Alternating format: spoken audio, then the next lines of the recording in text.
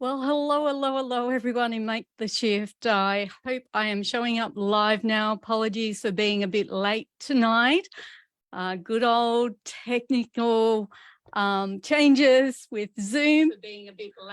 I'm just going to close down the other page. Changes with Zoom. Beautiful. So just bear with me while I'm completing the setup here.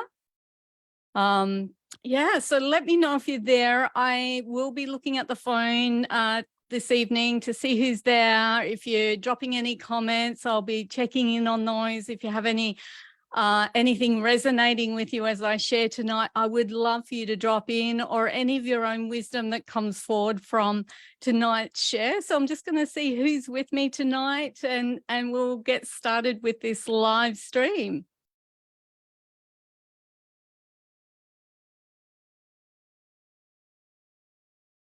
So give me a shout out if you're there in the comments, say hi.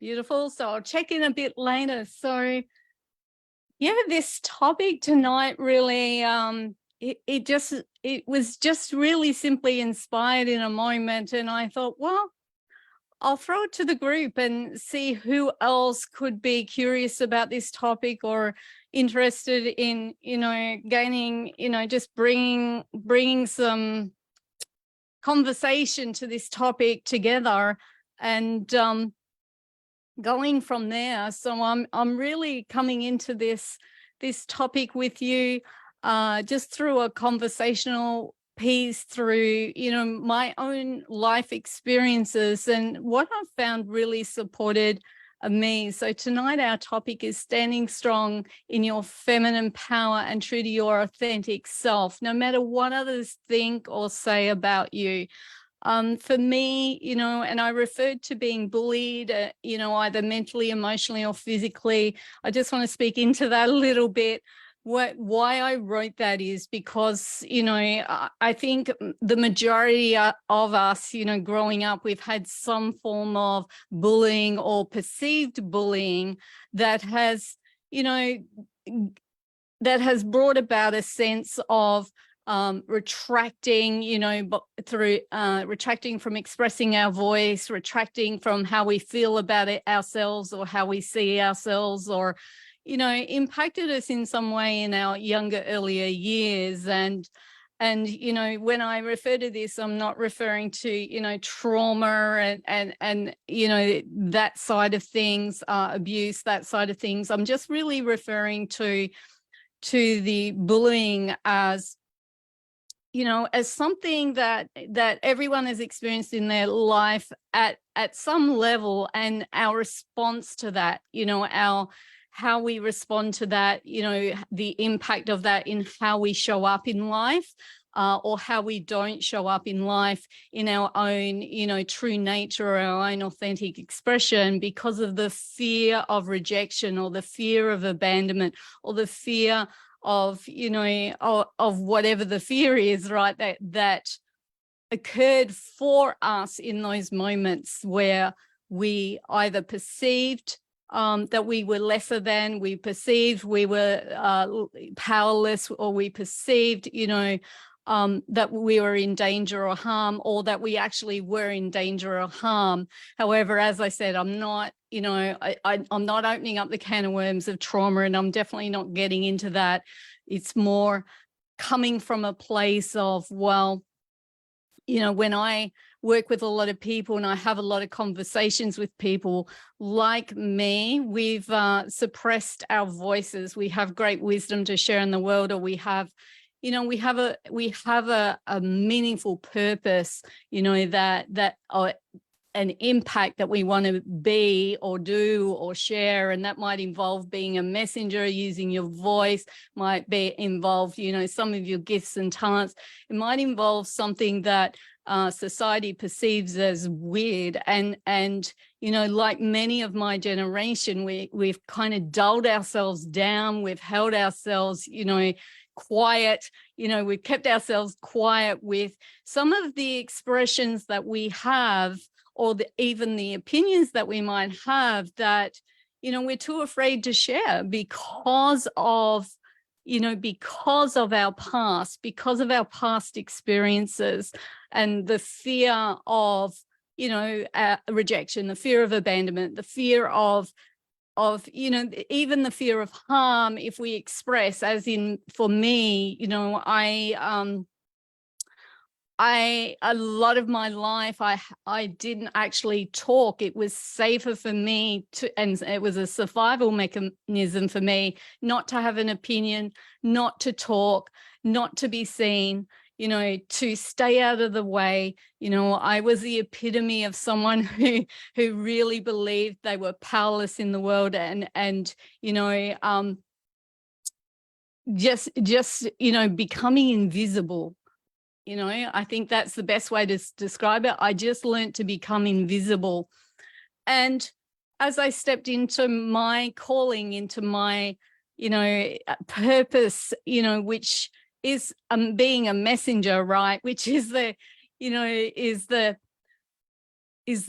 total, is the total opposite to my life's journey, which is, quite typical, isn't it? When we have a gift, we go to the extreme of not being it to grow into becoming it and bringing it out into the world.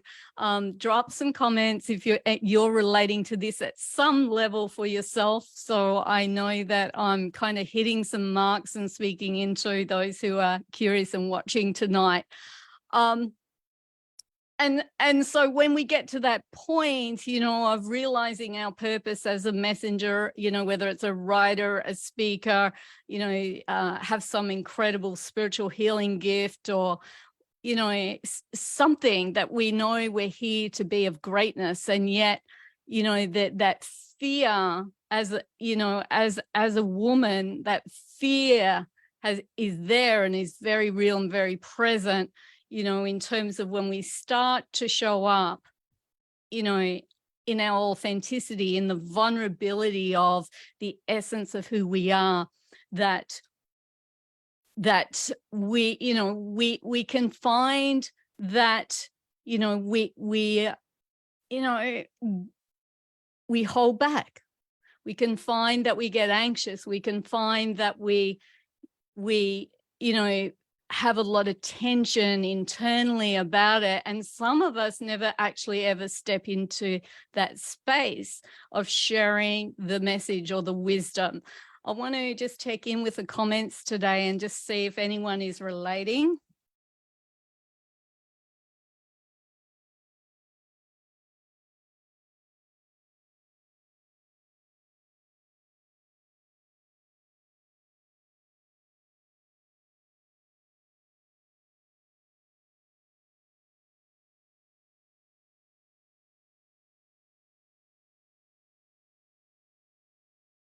I think with my technical difficulties, people actually haven't found me yet. Isn't this interesting with the conversation that I'm having?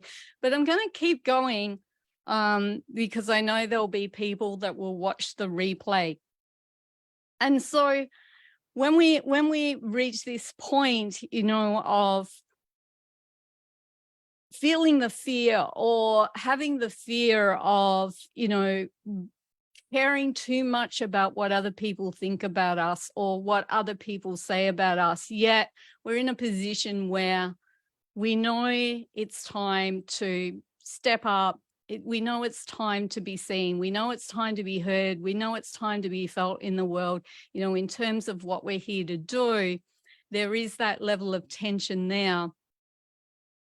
And that tension is there. That tension is there because, it reminds us, right, that there is, something deeper inside of us that is pulling us forward, right? And that's that heart calling that is pulling you forward, and the tension of what we believe, or the tension of what we've experienced from the past when we've spoken out or we've showed up, or we've shared an opinion, or we've had our heart hurt or our feelings hurt when, in those younger years, when we've expressed. And it's simply that tension that is showing up to say, you know, are you sure about this? Because that version of you, that smaller version of you, doesn't quite, you know where you're going. And in our feminine nature, you know, the beauty of standing in your feminine nature is it is a very powerful place to be, because in our full feminine nature, you know, we are incredibly powerful. And, you know, I'm not sure if you can relate or not, but for me, you know, looking at history and looking at, you know, my role models, my feminine role models, I found that there was a lot of modeling of feminine powerlessness in my reality. And so in that modeling of feminine powerlessness, I didn't have a true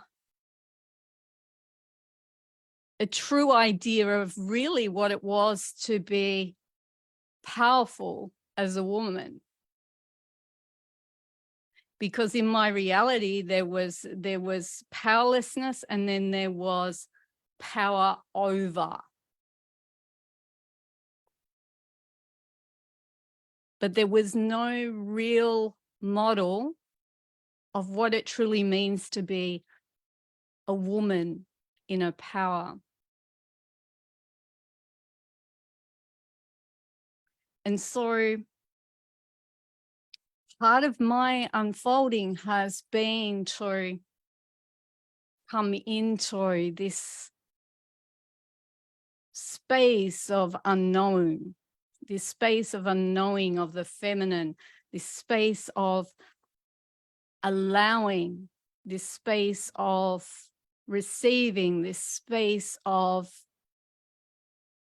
being in a place which seemed vulnerable, and which society even defines as vulnerable, some of society, or weak,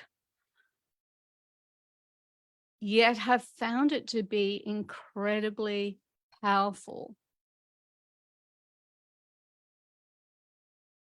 And so one of the first little golden nuggets I want to impart that I've experienced or I've found is that our definition creates reality.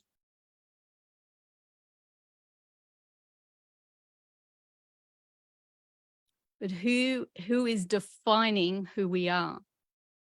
And who are we allowing to define who we are?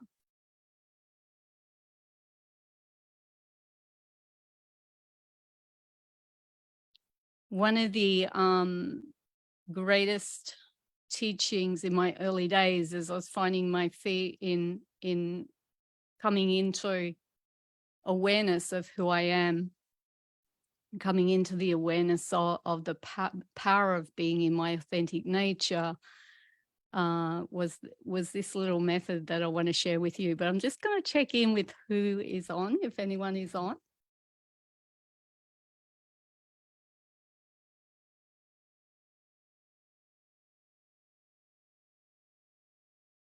Beautiful. So this is what really changed the game for me. When I was coming from that place of being totally powerless, not having a voice, not knowing who we are, this was my starting point. My starting point was the theory that, well, it's not really a theory, it's kind of a principle or a method. You know, it doesn't mean this is true, but this is something, a model. It's a model. And the model is that we are three people. We are the person that we think we are. We are the person that other people see us to be or think we are. And we're the true person. We're the real us. Yeah. And when we look at definition creates reality and how we define ourselves, or how we allow other people to define us, or how we even define other people, you know, there's two versions that create perception that isn't true. And so it doesn't matter what other people think about you or say about you. It doesn't matter what you think about you or say about you. What truly matters and what we can truly, you know, hold ourselves in or stand in is the truth of who we are. Because when we're in the truth of who we are, we're in a very powerful place. We're very centered, we're very grounded, our core is strong, we're in our hearts. We know truth, we know love, and we have wisdom when we're in that place. And from that place, we can see the truth of the reality that we're in. So when people are gossiping about us or thinking things about us or writing on our social media posts like crazy things, or tearing us down like they do with some of the entertainers or people who are doing well in the world, you often see it, right? We can stand strong in the knowledge of who we are, and we can stand strong in the method that, you know, they're just basing what they're basing off on who they think we are, or their perception. And often their perception, when they are, you know, throwing things at you about you this and you that, or those types of comments, it's actually their own projection of their own sense of self. And so when you're standing strong in your feminine, you can see the truth of that. And it doesn't impact you. You know, you can live through the law of detachment, which says we allow ourselves to be ourselves and we allow others to be them. It's kind of like you get to do you and they get to do them, and they can have their views, they can say what they like about you. It's not, you know, you don't need to buy into it, because you understand that it's not true. And you can put your energy into staying in your own lane, and put your energy into what it is that you're here to do, what it is that you're here to say, what it is that you want to put your energy into, rather than burning up energy with that sense of needing to control and hold it all together, to be the person that never has other people say things about you, project at you, try and pull you down. I hope this is making sense. So the 3 people method is something that really served and supported me, and I practiced it. It enabled me to stay true to the feminine power, you know, of knowing and seeing the truth and maintaining that sense of love in my heart for myself, but also the compassion for other people, without being attached to what's right or what's wrong, what they're doing, what they're not doing. What am I doing? Are they right? Is that true? And that's one of the great wisdoms I've got from that. There's many, many more great wisdom that I've been able to receive through insight in terms of people, people's thoughts and what people say, and coming from a very powerless state within myself and building that up over the decades to be where I am today. I'm just going to check in again and see. Let me know if you're there.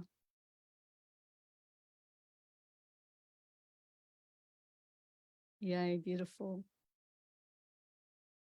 If anything is resonating, drop it in.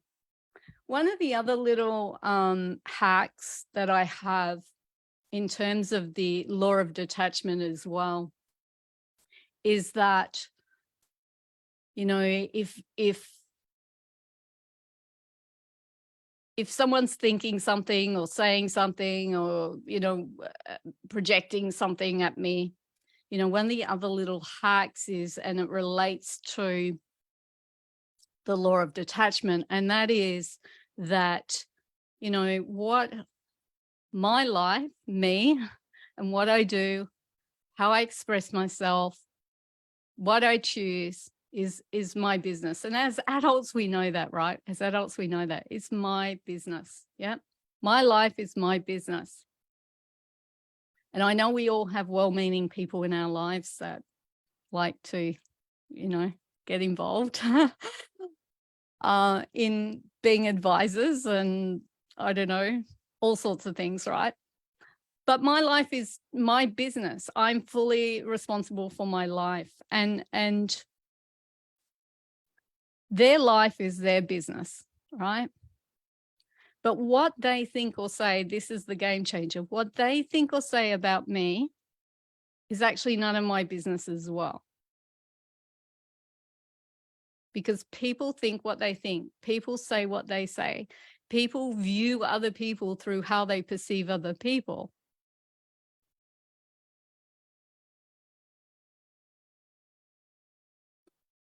It's been my experience in this world that very few people truly can see the authentic version of another human being. They can see aspects and glimpses.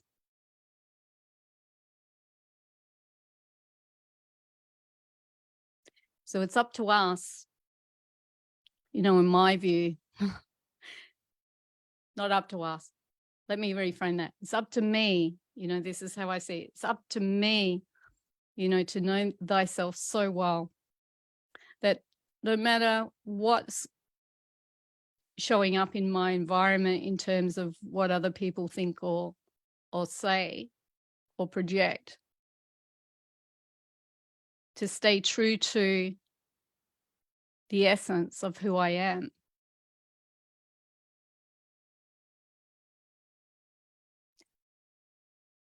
And to amplify the love in my heart more and more and more, rather than retracting as I once did and shriveling up into, you know, a very unhappy person.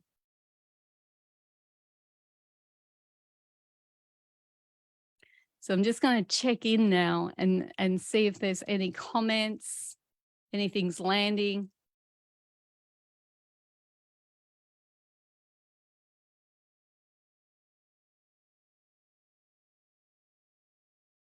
Yay. Hi there. Beautiful. Yes.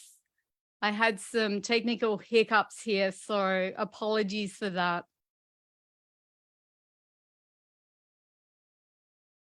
Yeah.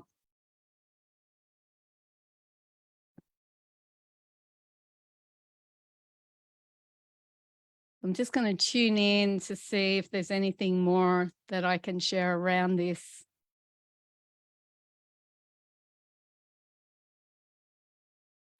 I just want to share that in my experience, being in my feminine power, you know, there's a strength to it that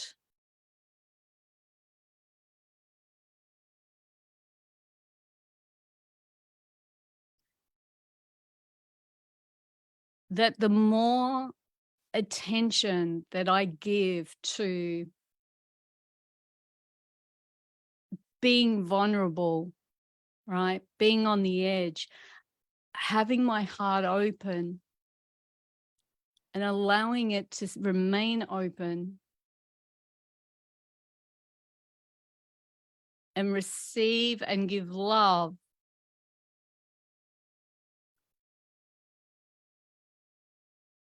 the more I'm able to stand in the adversity of what chaos might be around me. The more I'm able to share and express, what it is that wants to be expressed through me in how I speak, in how I dress, in how I live my life, in how I go for my dreams.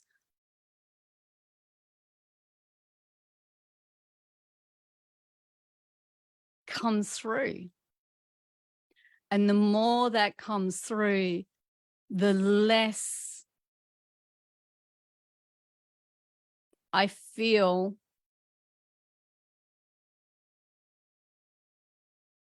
and the word coming through is victimized. I think someone needs to hear this, is the less I feel, victimized or in that energy of victim energy that will attract the people into your environments, gossiping, projecting,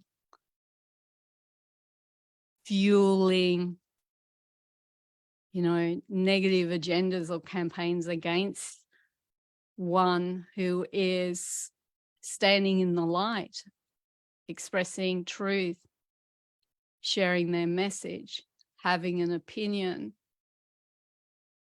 being a performer on a stage, whatever it is that holds one back from really truly stepping into, the fullest expression of themselves.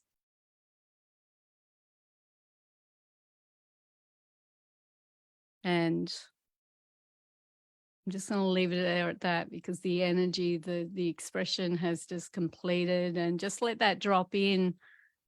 As if you've watched any of my lives or anything before, often I get heart inspired information come through that often is a conduit to move energy, to move someone into their own, their own power, their own wisdom. And that feels complete now for whoever's watching this, for whoever, has gold to receive from this, their own gold. I'd love for, if you're watching the replay and you get some gold from this, I'm going to call it a transmission, please share in the comments below, because we do value your voice, we value your wisdom, and we'd love to hear what you have to share. Thank you. Big love.